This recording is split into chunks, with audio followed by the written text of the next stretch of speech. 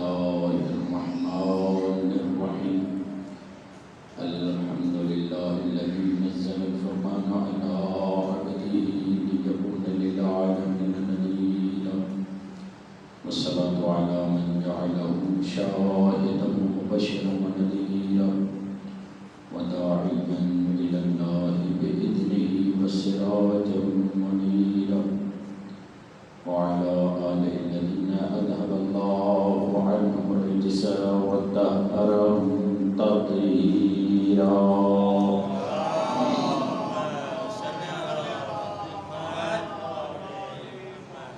اللهم صل وسلم وزد وبارك على صاحب دعوة النبوية وصولة الحيدرية والعصمة الفاطمية والحلم الحسنية والشجاعة الحسينية والعبادة السجادية والمآثر الباطنية والآثار الجعفرية والعلوم القادمية والهجج الذرية وجود التقوية والنقاوة النقوية والهيبة العسكرية والغيبة الإلهية أهل بقية الله في الأرض روحي وأرواح العالمين للتراب مقدمه الفدا ولعنة الله على أعدائهم أجمعين يومنا هذا إلى قيام يوم الدين رب اشرح لي صدري ويسر لي أمري واحلل عقدة من لساني يفقهوا قولي أما بعد فقد قال الله سبحانه وتعالى في كتابه المجيد وفرقانه الحميد وقوله الحق بسم الله الرحمن الرحيم إنما وليكم الله ورسوله والذين آمنوا الذين يقيمون الصلاة ويؤتون الزكاة وهم راكعون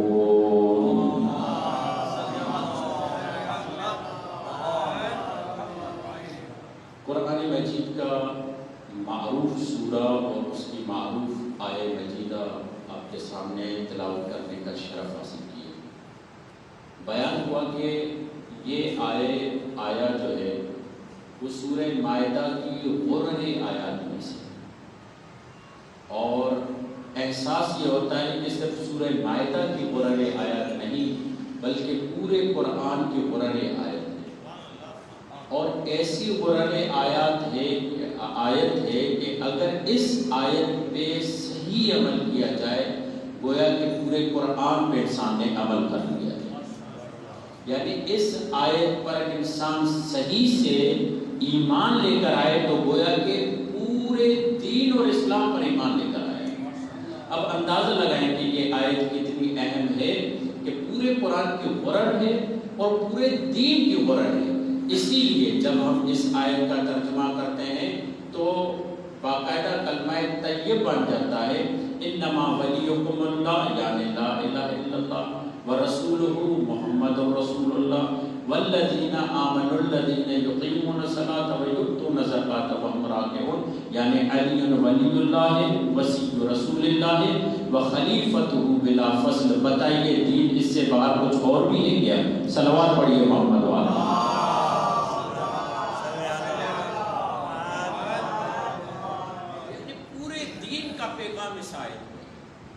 پورا دین سمٹ کر اس آیت پہ آتا ہے۔ انما ولیکم اللہ، تمہارا ولی اللہ ہے، رسول ہے، اور وہ امن دینے والے مؤمنین جو حالت رکوع میں زکوٰۃ دیتے ہیں، نماز قائم کرتے ہیں، زکوٰۃ دیتے ہیں حالت رکوع میں۔ توجہ فرمائیں، بعض اوقات یہ سوال کیا جاتا ہے، آپ اس سوال پہ غور کیجیے گا کیونکہ کل یہاں گفتگو بھی ہو رہی تھی تو ہم چاہ رہے ہیں کہ اس کی طرح پڑھیں کہ کیا بات ہے کہ خدا سزا دیتا ہے؟ نہیں مانتا خدا کو مرضی ہے میری؟ اگر کوئی یہ کہے کہ میں تمہیں نہیں مانتا اور سامنے والا آدمی کہے اگر تم مجھے نہیں مانو گے تو میں تمہیں سزا دوں گا، تو ہر ایک آدمی یہی کہے گا یہ تو انتقامی کارروائی ہوئی، یہ کون سی بات ہے میں تمہیں نہیں مان رہا کہ تم مجھے سزا دے رہے؟ نہیں مان رہا، نہیں مان رہا، بات ختم ہو گئی۔ یہی بات خدا کے لیے، جب خدا کو نہیں مان رہا اور خدا کو نہ ماننے کی وجہ سے، رسول کو نہ ماننے کی وجہ سے، اس کے ولی کو نہ ماننے کی وجہ سے مجھے جہنم میں ڈالا جائے، یہ تو انتقامی کارروائی ہے۔ کیا خدا انتقام لیتا ہے؟ کیا خدا انتقامی روش رکھتا ہے؟ کہ اہل البیت جب بھی کسی کو دعوت دیتے ہیں کہ آؤ تم ہماری طرف ہم سے محبت کرو، اور وہ سامنے والا جب محبت نہیں کرتا تو کیا اہل البیت انتقامی کارروائی کرتے ہیں؟ یہی بات تھی امام حسن علیہ السلام جب شام کا ایک بندہ آتا ہے مدینے میں اور وہ بد کلامی کرتا ہے اور آپ کو پتا ہے یہ نہیں مان رہا، تو کیا آپ نے انتقامی کارروائی کی اس کے ساتھ؟ بلکہ آپ خوبی کے ساتھ اچھے طریقے سے اس سے پیش آئے کہ اسے احساس ہوا کہ آخر آپ ہیں کون؟ امام حسن نے کہا کہ جس سے اور جس کے باپ کو تم ابھی برا بھلا کہہ رہے تھے اسی کا میں بیٹا ہوں، یعنی حسن ہوں۔ تو فوراً وہ قدموں پہ گر گیا اور اس نے یہ جملہ کہا کہ ہاں دنیا والے کہتے ہیں اہل البیت کے پاس جادو ہے، آج مجھے پتا چلا کہ ان کے پاس اخلاق کا جادو ہے۔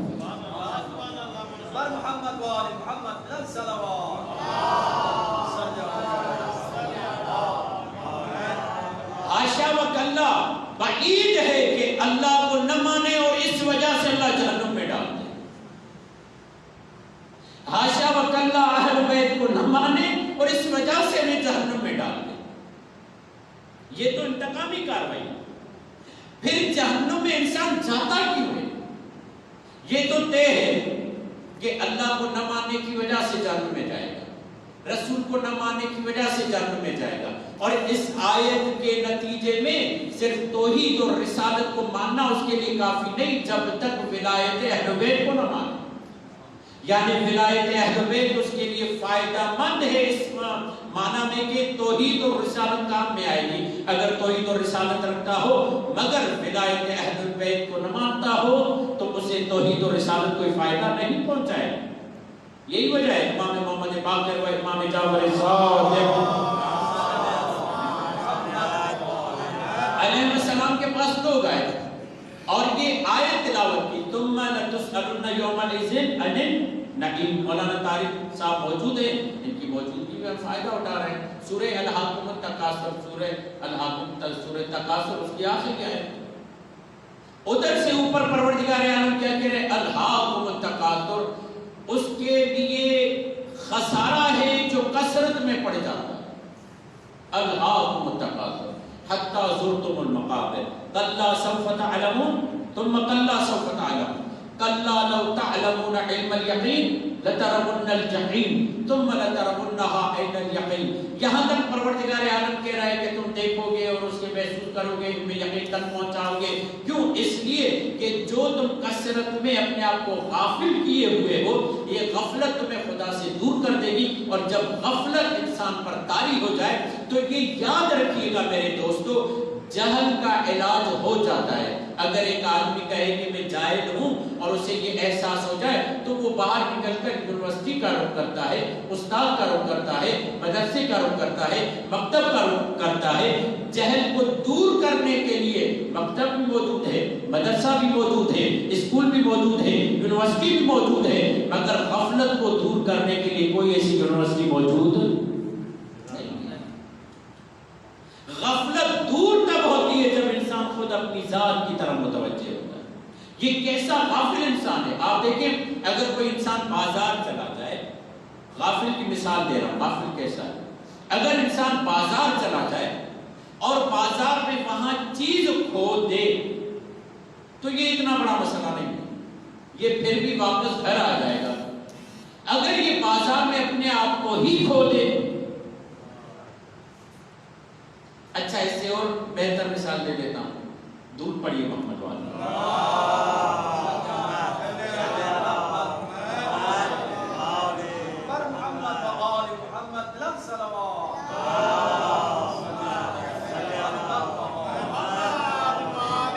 ایک چھوٹا بچہ ماں کے ساتھ بازار جاتا ہے، جب ماں کے ساتھ بازار جاتا ہے تو وہ بازار کے حسن و آرائش و زیبائی و زینت و کھلونوں کو دیکھ کر گم ہو جاتا ہے۔ ماں کی انگلی کو پکڑا ہوا تھا، بازار کے حسن و آرائش و کھلونوں کی زینت کو دیکھ کر ماں کی انگلی کو چھوڑ دیا اور وہی بازار میں گم ہو گیا. ٹھیک، اب جب یہ لوگوں سے معلوم کرتا ہے اپنی ماں کے متعلق تو کیا کہتا ہے؟ کہتا ہے میری ماں گم ہو گئی. کیا یہ بات درست ہے؟ کیا درست ہے؟ وہ خود گم ہوا ہے. آفرین. بعض اوقات ہم یہ سمجھتے ہیں کہ خدا ہم سے دور ہوا ہے. خدا سے ہم دور ہوئے ہیں، خدا ہم سے دور نہیں ہوا. یعنی اسی بچے کی طرح ہماری یہ حالت ہو جاتی ہے کہ ہم یہ سمجھتے ہیں کہ ہم سے ماں گم ہو گئی ہے. ماں گم نہیں ہوئی ہے، وہ خود گم ہو گیا ہے. اور جب انسان خود اپنے آپ کو کھو دے تو اس سے بڑھ کر کوئی خسارہ نہیں. دیکھیں اگر پیسے گم ہو جائیں، قیمتی چیز گم ہو جائے تو انسان اس کو دوبارہ تلاش کر کے حاصل کر لے گا، مگر انسان خود اپنے آپ کو گم کر دے. اسی لیے قرآن مجید میں ارشاد ہوا ہے کہ خبردار ان لوگوں کی طرح مت ہو جانا جنہوں نے اپنے آپ کو بھلا دیا. فَأَنْسَاهُمْ أَنفُسَهُمْ، پھر اللہ انہیں اپنی ذات سے ہی غافل کر دے گا. یعنی انہیں پتہ ہی نہیں چلے گا کہ ہم دنیا میں آئے کیوں تھے، ہمارا مقصد کیا تھا. یہ بہت بڑا خطرہ ہے. قرآن مجید نے جس سب سے بڑے خطرے کی طرف توجہ دلائی ہے وہ غفلت ہے. جہل اتنا بڑا خطرہ نہیں ہے جتنا بڑا خطرہ غفلت ہے، غافل ہو جانا ہے. بہرحال تو خدا الہاکم التکاثر حتی زرتم المقابر کلا سوف تعلمون ثم کلا سوف تعلمون کلا لو تعلمون علم الیقین لترون الجحیم ثم لترونها عین الیقین ثم لتسألن یومئذ عن النعیم. اوپر کہہ رہا ہے پروردگار کے کثرت میں نہیں پڑھنا، قبروں میں چلے جاؤ گے، یہ ہوگا وہ ہوگا وہ ہوگا، اور نیچے پھر کہہ رہا ہے کہ تم سے نعمت کے بارے میں پوچھا جائے گا. اوپر خدا منع کر رہا ہے، پھر آخر میں آ کر کہہ رہا ہے ضرور ضرور ضرور تم سے نعمت کے بارے میں پوچھا جائے گا. جب ان دو اماموں نے مخالفین کے بڑے بڑے اماموں سے پوچھا کہ تمہارے نزدیک اس آیت کا ترجمہ کیا ہے، آیت الملوک میں موجود ہے تفسیر، تو ان لوگوں نے کہا کہ ہم تو اس سے مراد لیتے ہیں ٹھنڈا پانی، اللہ کی نعمتیں، لباس اچھا. تو اس وقت امام یہ جملہ فرماتے ہیں سوغن بخدائی کے جان من دست ہے، مجھے قسم ہے اس خدائے توانا کی جس کے قبضے قدرت میں مجھ باقر و صادق کی جان ہے، اگر تم قرآن ہم سے لیتے تو ایسی تفسیریں نہ کرتے. اگر تم قرآن ہم سے سمجھتے، کیونکہ ہمیں معلوم ہے کون سی آیت کس کے لیے اتری ہے، کس آیت کا ترجمہ کیا ہے، کس آیت کی تفسیر کیا ہے، کون سی آیت دن کو اتری، کون سی آیت رات کو اتری، کون سی آیت ہموار زمینوں پہ اتری، کون سی آیت پہاڑوں پہ اتری، کون سی آیت منافق کے لیے، کون سی آیت مؤمن کے لیے. سب کچھ ہمیں معلوم ہے کون سی آیت ہمارے لیے، کون سی آیت ہمارے دشمن کے لیے.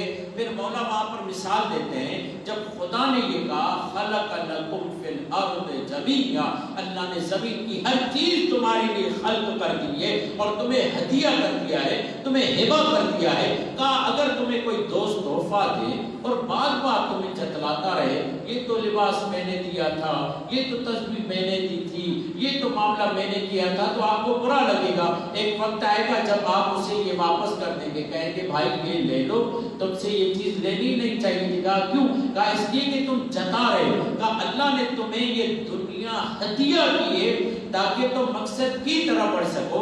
پھر معصوم سے پوچھا گیا بولو پھر اس آیت کا کیا ترجمہ ہوگا؟ ثم لتسألن یومئذ عن النعیم. مولا فرماتے ہیں روز محشر اگر کوئی آدمی توحید کا اقرار کرتا ہو، نبوت کو مانتا ہو، جنت تو کیا جنت کی بو نہیں سونگ سکتا جب تک ہم آل محمد کی ولایت کو نہ مانتا ہو.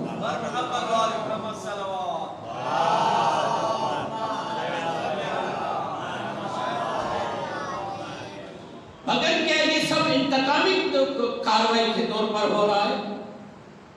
اللہ کو بھی مان رہا ہوں، رسول کو بھی مان رہا ہوں، پھر بھی جہنم میں.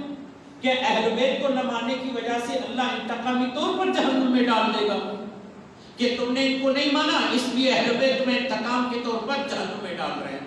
کہا نہیں میرے دوستو مسئلہ یہ نہیں ہے.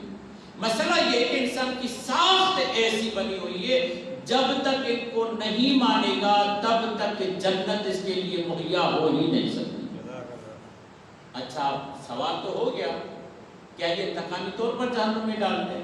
میں آپ سے پوچھتا ہوں، یہ پانی ہے، اگر مجھے پیاس لگے شدید، توجہ فرمائیے، اگر مجھے شدید پیاس لگے یہاں تک کہ میں مرنے کے قریب ہو جاؤں اور میں یہ ضد کروں کہ یہ میں پانی نہیں پیوں گا، نتیجہ کیا ہوگا؟ ہلاکت، موت۔ پانی نہ پینے کی وجہ سے جب میں مر جاؤں گا تو قصور کس کا ہے، میرا یا پانی کا؟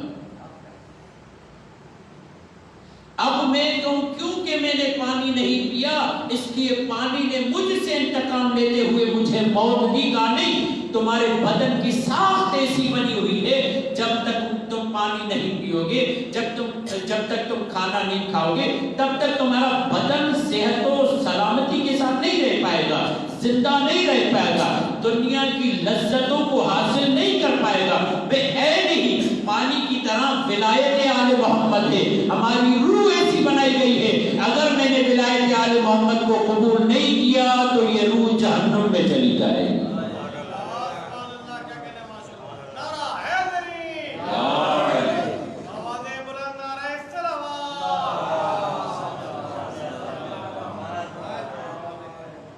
ہمارے عقیدے اور عمل کا اثر ہماری روح پہ ہوتا ہے، جیسے جو بھی غذا اختیار کروں اس کا ڈائریکٹ اثر کس پہ ہوگا؟ بدن۔ بے عین ہی جس طریقے سے بدن کو جو بھی ہم غذا دیں گے ویسا بدن تعمیر ہوگا۔ آپ دیکھیں جو باڈی بلڈ اپ کرتے ہیں، چلے جائیے وہاں پر سینٹرز پہ، جم خانوں میں چلے جائیے، پوچھئے کہ یہ جو آپ پیس بناتے ہیں، یہ جو آپ اپنے ڈورے بناتے ہیں، یہ جو آپ اپنا بدن بناتے ہیں، آپ کی غذا کیسی ہوتی ہے؟ وہ کہتے ہیں بالکل ہماری غذا الگ ہوتی ہے، ہماری دوائیاں الگ ہوتی ہیں، ہماری ورزش الگ ہوتی ہے۔ یعنی بدن کو اگر جیسا بنانا ہے تو دوائی بھی غذا بھی ویسی ہی استعمال کی جائے گی، بس جو غذا انسان اختیار کرے گا ویسا ہی بدن بنتا جائے گا۔ اگر ایک انسان تو چاہتا ہے کہ تمہاری روح انسان والی ہو جائے تو تمہارے لیے ضروری ہے کہ اس روح کے لیے عقیدہ اور عمل ایسا اختیار کرو جس کی وجہ سے یہ روح انسان والی بن جائے۔ جب یہ خدا کے سامنے محشور ہو تو انسان بن کر محشور ہو، حیوان بن کر نہیں۔ کیا یہ نہیں قرآن مجید؟ سورہ اعراف کی آیت ہے وَلَقَدْ ذَرَأْنَا لِجَهَنَّمَ كَثِيرًا مِنَ الْجِنِّ وَالْإِنسِ لَهُمْ قُلُوبٌ لَا يَفْقَهُونَ بِهَا وَلَهُمْ أَعْيُنٌ لَا يُبْصِرُونَ بِهَا وَلَهُمْ آذَانٌ لَا يَسْمَعُونَ بِهَا أُولَٰئِكَ كَالْأَنْعَامِ هُمْ کیا ہے؟ أُولَٰئِكَ كَالْأَنْعَامِ بَلْ هُمْ أَضَلُّ أُولَٰئِكَ هُمُ الْغَافِلُونَ۔ دیکھیں اللہ کہہ رہا ہے ہم نے جنوں اور انسانوں کی اکثریت جہنم میں جاتے ہوئے دیکھ رہے ہیں۔ پروردگار کیوں؟ دیکھیں اب یہاں اللہ بتا رہا ہے ہماری وجہ سے جہنم میں نہیں جا رہا، ایسا نہیں کہ ہمیں نہیں مانا تو ہم جہنم میں ڈال دیتے، نہیں، ایسا نہیں ہے بالکل۔ پروردگار کیسے جہنم میں جائے گا؟ آنکھ ہے دیکھتے نہیں، کان ہے سنتے نہیں، دل ہے سمجھتے نہیں۔ یعنی روح کی غذا لینے کے جو سورس اللہ نے بتائے وہ تین بتائے، آنکھ، کان، دل۔ پروردگار اگر ان سے یہ صحیح غذا لے گا تو اس سے اس کی روح بنے گی، کیونکہ یہ ان سے صحیح غذا نہیں لے رہا، جو ہم اسے دکھانا چاہتے ہیں وہ دیکھتا نہیں، جو اسے بتانا چاہتے ہیں وہ سنتا نہیں، جو اسے سمجھانا چاہتے ہیں وہ سمجھتا نہیں۔ اولئک کالانعام، یہ جانور ہے۔ ایسا نہیں ہے کہ پروردگار عالم نے تمہیں جانور بنا دیا، ہمیں جانور بنا، نہیں، اللہ نے یہ سورس غذا لینے کے تمہیں دیے تھے، سننے کے ذریعے، دیکھنے کے ذریعے تمہیں علم حاصل کرنا تھا، معرفت حاصل کرنی تھی، غور و فکر کے ذریعے اللہ کی معرفت حاصل کر کے، کیونکہ یہ روح کی غذا کے ذریعے تھے، ان سے تم نے صحیح غذا نہیں لی، غور و فکر نہیں کیا، درست نہیں دیکھا، درست نہیں سنا، اب خود بخود تمہاری روح حیوان بنتی جائے گی، اور جب حیوان بن گئی اولئک کالانعام، یہ حیوان ہے، بل ہم اضل، بلکہ یہ حیوان سے زیادہ بدتر ہے۔ کیوں؟ اس لیے کہ جو اس کو روح، جو اس کی روح کو انسان بنانے والے معارف تھے، یہ اس کو حاصل کر نہیں تھا، وہ حاصل کر رہا ہے جو اس کی روح کو حیوان بنا، یہ اس کی روح کو درندگی کی طرف لے جائے۔ شیخ مطہر نے یہاں پر یہی جملہ کہا۔ دیکھیے میں اس بات پہ آج زور دے رہا ہوں، اگر ہمارا عقیدہ سالم ہے، اگر ہمارا عمل سالم ہے، عقیدہ و عمل مل کر ہماری روح کو تعمیر کر دے۔ جیسا عقیدہ و عمل ہوگا روح ویسی ہوگی۔ قرآن بھی یہی کہہ رہا ہے۔ الگ سے اللہ نے کوئی معاملہ نہیں رکھا کہ ہم اللہ کو نہیں مانتے تو ہم جہنم میں چلے جائیں گے، نہیں، یہ میرے اختیار میں ہے کہ میں کون سے عقیدے اور کون سے عمل کو اختیار کرتا ہوں، میں اپنی روح کو کیسا بناتا ہوں۔ جہنم یہاں سے کوئی آگ وہاں موجود نہیں ہوگی، بلکہ یہ اپنی روح میں آگ لے جائے گا، وہی آگ اس کے سامنے ظاہر ہو جائے گا، وہی آگ اس کے سامنے ظاہر ہو جائے گا۔ اولئک کالانعام ہم، اولئک کالانعام بل ہم اضل، بلکہ یہ جانور ہیں، جانور سے بھی بدتر۔ کیوں؟ اولئک هم الغافلون، کیونکہ یہ غافل ہے۔ غفلت میں رہنا جانور کا کام ہے، مگر یہ جب غفلت میں رہتا ہے تو جانور سے بدتر ہو جاتا ہے۔ شیخ مطہری نے بہت اچھی مثال دی۔ بلی جو ہے نا، اگر بلی اپنے بلی پن پہ آئے تو بلی پن سے زیادہ کچھ بھی نہیں کر پائے گا۔ درود پڑھیے محمد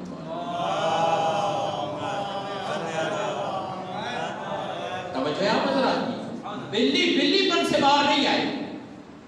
ایسا نہیں ہوگا کہ بلی ایسی حرکتیں کرے جو کتا کرتا، یعنی بلی اپنے حدود میں بلی پن میں رہے، کتے پن میں نہیں آئے گا۔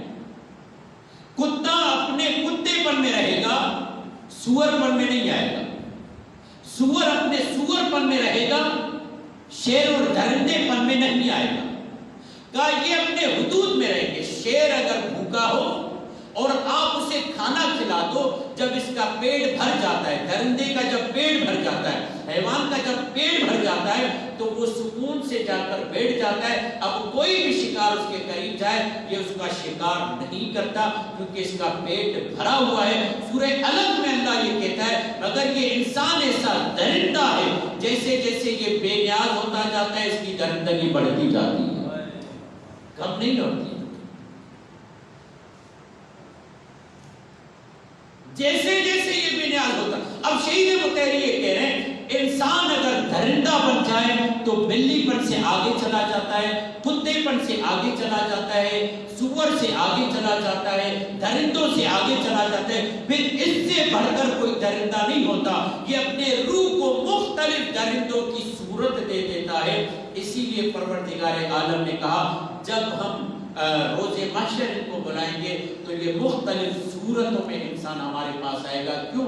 مختلف حیوانی صورتوں میں، فَتَأْتُونَ أَفْوَاجًا، اگر درست آیت پڑھ رہا ہوں تو یہ مختلف افواج در افواج مختلف حیوانوں کی صورت میں ہمارے پاس آئے گا۔ کیوں آئے گا؟ اس لیے کہ اس نے اپنی روحوں کو بنایا ہے، چاہے حیوان بنایا ہوا ہے۔ کیوں بنایا ہوا ہے؟ اس لیے کہ جیسا اس نے عقیدہ اور عمل اختیار کیا ویسا بنتا گیا۔ پروردگار عالم نے جتنے بھی حیوان اس دنیا میں رکھے ہیں وہ سب حیوان اس لیے رکھے تاکہ ہم ان سے عبرت حاصل کر سکیں۔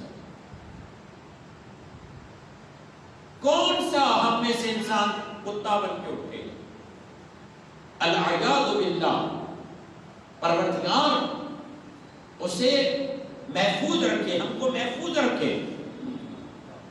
کہاں جو بلا وجہ، کتے کا کام کیا ہے؟ آپ پتھر پھینکو یا نہ پھینکو بھونکتا رہتا ہے۔ جو بلا وجہ مؤمنین کی عزت پر انسان بھونکے روز محشر کو کتا ہوگا، یعنی غیبت کرے، چاہے اس مومن نے اسے اذیت دی یا نہ دی، اس کا کام ہی یہی ہے، عیب نکالنا، کیڑے نکالنا، کوئی نہ کوئی شکایت۔ جو ہر وقت بلا وجہ بولتا رہے ٹر ٹر ٹر ٹر ٹر، یہ کس صورت میں اٹھے گا؟ کہا یہ مینڈک کی صورت میں اٹھے گا۔ مینڈک کی زبان باہر نکلتی ہے ہر وقت ٹر ٹر ٹر سے۔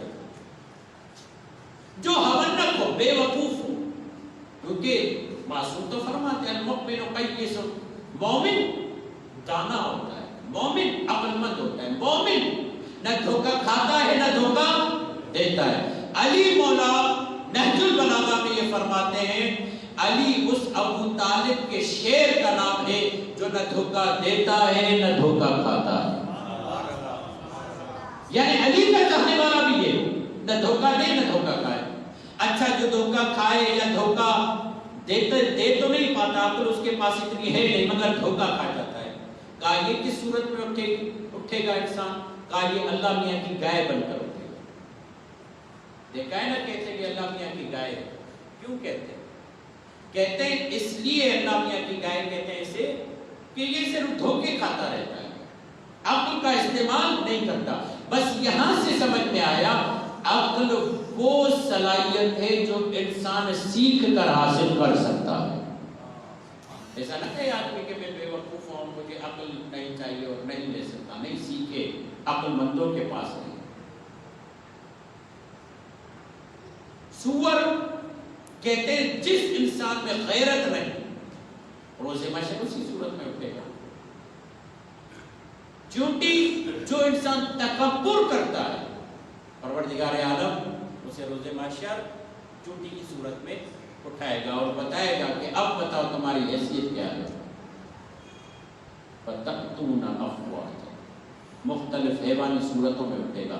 کیوں اٹھے گا؟ اس لیے کہ اس نے اپنی روح کو بنایا ہی ایسا.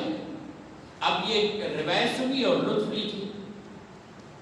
یہ روایت امام صادق سے بھی اور امام زین العابدین علیہ السلام.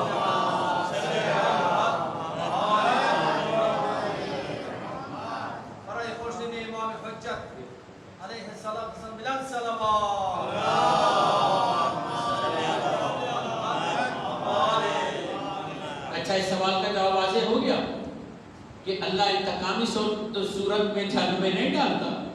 اہل بیت انتقامی طور پر جہنم میں نہیں ڈالتے، بلکہ جو عقیدہ اور عمل ہم اختیار کرتے ہیں ویسی روح بنتی جاتی ہے. یاد رکھیے دین افقی دین نہیں ہے، عمودی. افقی دین کہیں تو کیا مطلب؟ یعنی ایسا نہیں ہے کہ ہم عمل کرتے ہیں، عمل الگ ہو جاتا ہے، ہم الگ ہو جاتے ہیں. نہیں، جیسے پانی آدمی آگے پھینکے تو پانی آگے چلا جاتا ہے، اس کا اثر پھینکنے والے میں نہیں ہوتا.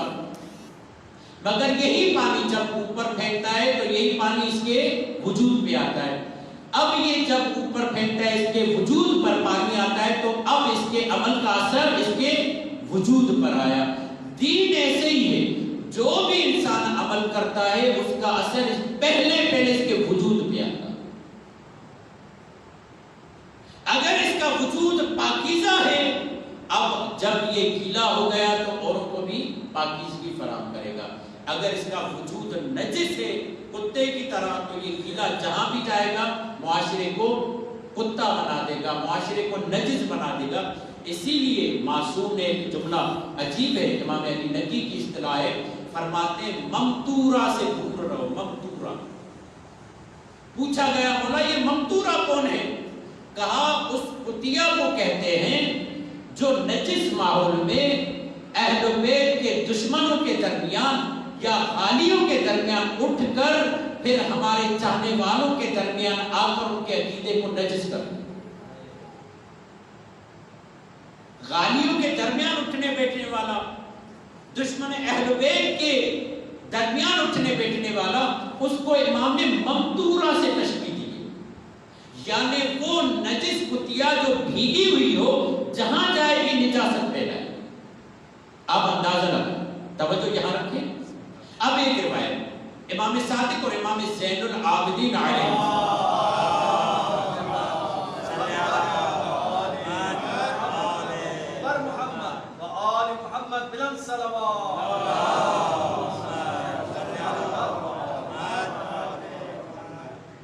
مولا کا چاہنے والا ہے اور حج کا زمانہ ہے تو مولا کے چاہنے والے نے کہا مولا ما اکثر الحجیج اکثر الحجیج، مولا کتنے زیادہ حاجی ہیں. یہ روایت امام زین العابدین سے بھی، یہ روایت امام صادق سے. تو وہاں پر مولا نے کہا ما اقل الحجیج و اکثر الزجیج. یہ مت کہو کہ حاجی کتنے زیادہ ہیں، بلکہ یہ کہو کہ حاجی کتنے کم ہیں، حیوانوں کی بھاگ کتنی زیادہ ہے۔ اس نے کہا مولا یہ سب حاجی، نمازی، عبادت گزار یہ سب حیوان ہیں، کہاں ہے یہ حیوان ہے؟ ایک مرتبہ مولا نے اس کی آنکھوں پر ہاتھ پھیرا اور ایک مرتبہ ملک سے ملکوت کی جب سیر کروانے کا مرحلہ آیا اور عالم باطن کے سیر کروانے کا مرحلہ آیا، دست امامت اس کے ہاتھوں پہ پھیرا۔ اب اس نے کیا دیکھا؟ جسے یہ انسان سمجھ رہا تھا حقیقت میں وہ حیوان ہے۔ اس نے فوراً کہا مولا واقعی یہ تو حیوان زیادہ ہیں، انسان بہت کم ہے۔ وہاں پر فوراً مولا نے کہا تم سجدہ شکر ادا کرو کہ اللہ نے تمہیں انسان ہی رہنے دیا۔ کہا مولا اس کی وجہ کیا ہے کہ اللہ نے ہمیں انسان ہی رہنے دیا؟ کہا تمہارے پاس آل محمد کی ولایت جو ہے، جس کے پاس آل محمد کی ولایت ہو اللہ اسے انسان بنا کر محجور کرے گا۔ صلوات پڑھیے محمد والے۔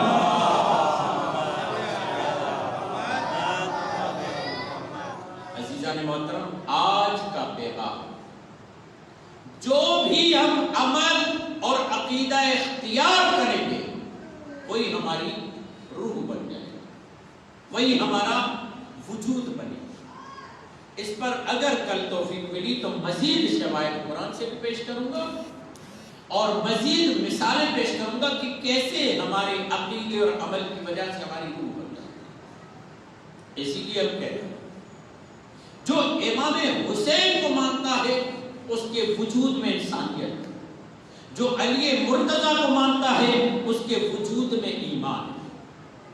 انسانیت کی علامت کو حسین کہتے ہیں، ایمان کی علامت کو علی کہتے ہیں۔ اور آپ دیکھیں مولا حسین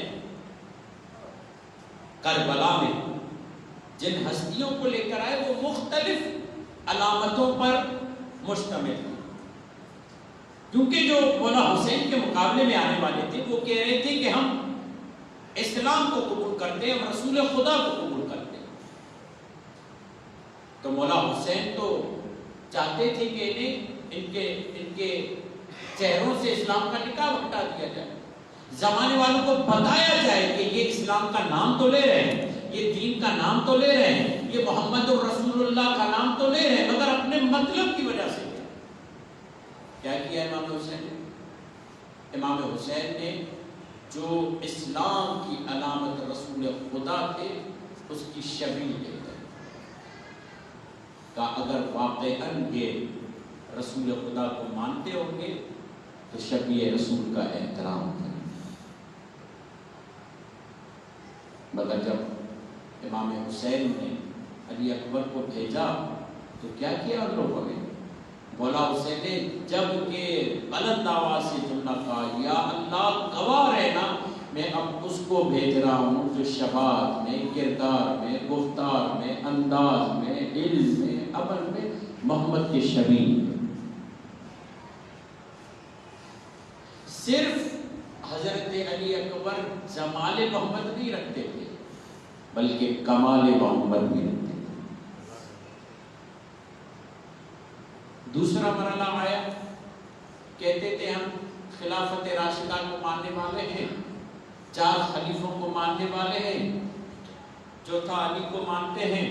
مولا حسین نے وہ بھی ان پر حجت تمام کر دی اور مولا علی کی شبیہ جناب عباس کو لے کر آئے، کہا اگر یہ علی کو اور خلافت کو مانتے ہوں گے تو عباس کا احترام کریں گے۔ آپ کو پتہ ہے نا یہ دونوں افراد جمال میں کتنے مشہور تھے۔ جب یہ مدینے سے اپنے گھر سے نکلتے مدینے کی بازاروں میں آتے تو جو دکاندار تھے وہ اپنی چیزیں بیچنا چھوڑ دیتے اور کہتے پہلے رسول و علی کی زیارت کرو۔ پھر یہ کہتے تھے کہ ہم امام حسن کے خلافت کو بھی مانتے ہیں۔ تو امام حسین نے کیا کیا؟ شبیہ حسن لے کر کہا اگر ہم امام حسن کا احترام کرتے ہیں تو جناب قاسم کا احترام کریں۔ اسلام ان کے ہاتھ سے گیا، شبیہ رسول پیش کی، علی کی خلافت سے ہاتھ اٹھوایا، شبیہ عباس پیش کی، خلافت امام حسن سے ہاتھ اٹھوایا، شبیہ جناب حسن پیش کی، بتایا کہ ان کا اسلام سے کوئی تعلق نہیں۔ اب ایک چیز بچتی ہے ان کے پاس، انسانیت۔ کیسے حسین بتائے کہ ان کے پاس انسانیت نہیں ہے؟ آپ پرانے عزادار ہیں، سمجھ تو گئے ہو۔ حسین انسانیت کو مجسم بنا کر اصغر کو ہاتھ پہ لے کر آئے،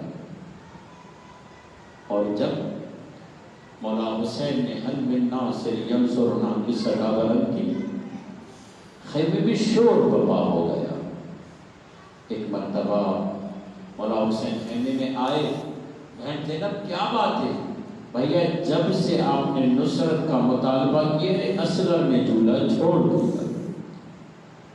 بولا یہ اصغر نے جھولا چھوڑ کیوں دیا؟ آپ اصغر کو جھولے سے نکال کر لے جاتے۔ کہا یہی تو بتانا چاہ رہے ہیں کہ اصغر اپنی مرضی سے کربلا کا انتخاب کرتا ہے، مجبوری سے نہیں۔ اچھا جب بچہ چھوٹا ہوتا ہے تو ماں کا بھی تو حق ہوتا ہے نا اس کے بچے پر۔ مولا علی نے ڈائریکٹ جناب زینب سے نہیں لیا، بلکہ جناب رباب آگے بڑھی، کہا آقا اجازت دیتے ہیں کہ میں اس کو تیار کر کے لاؤں تاکہ ماں کا بھی حصہ ہو جائے، ماں بھی بتائے کہ میں اپنی مرضی سے بھیج رہی ہوں۔ اور آپ کو معلوم ہے جناب رباب نے مولا علی اصغر کو تیار کیا۔ عجیب خاتون ہے، خدا کی قسم، دو ہی بچے ہیں، دونوں ہی بچے راہ حسین پہ لٹا دیے اور علی اصغر کو تیار کر کے مولا حسین کو دیتی ہیں۔ مگر علی اصغر سے کلام کیا، بیٹا دیکھو جتنے بھی گئے سب بڑے تھے، تلواریں حمائل تھیں، جب تک زندہ رہے اپنے آقا کو زخم لگنے نہیں دیا۔ اے میرے علی اصغر، تمہارے ہوتے ہوئے تمہارے بابا کو کوئی زخم نہ لگنے پائے، مجھے آقا زادی زہرا کے سامنے شرمندہ نہ کروانا۔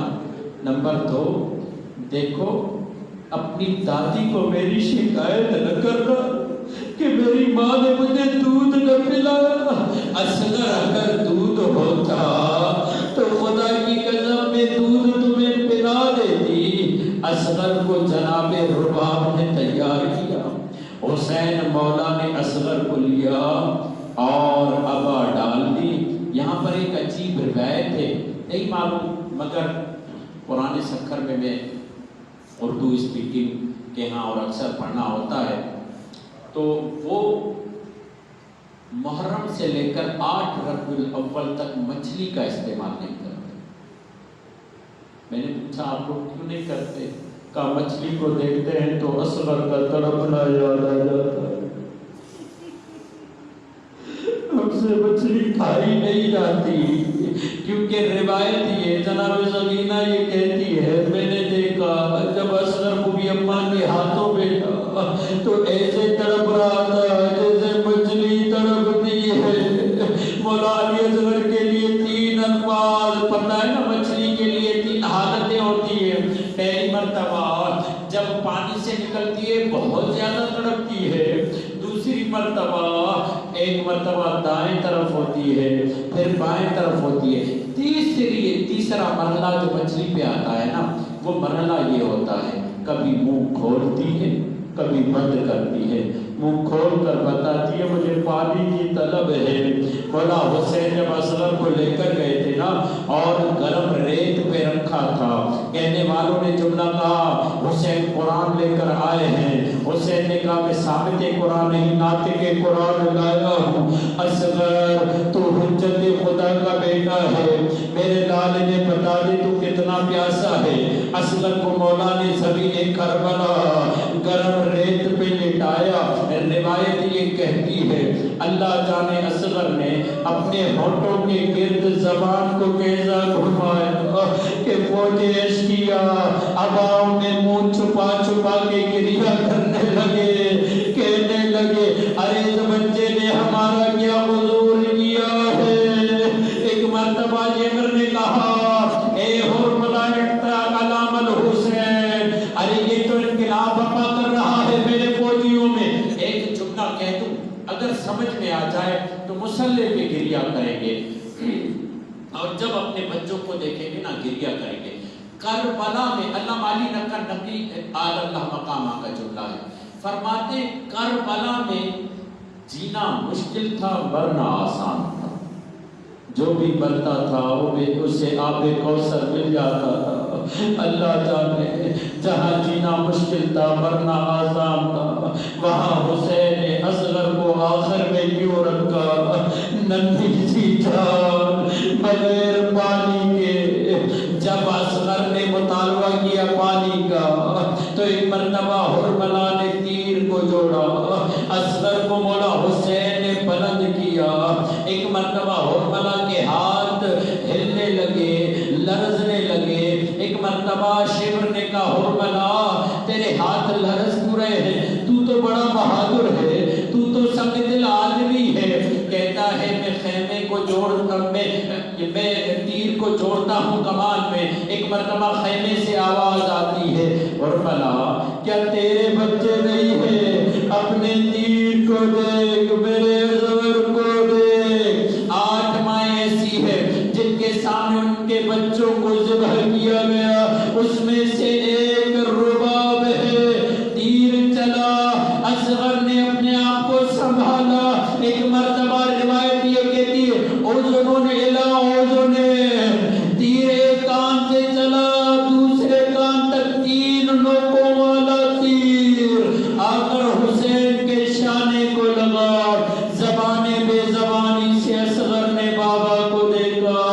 ارے بابا معاف کیجئے، ماں سے وعدہ کیا تھا مگر کیا کرتا، گلا چھوٹا تیر بڑا، ورنہ آپ تک تیر کو پہنچنے نہ دیتا.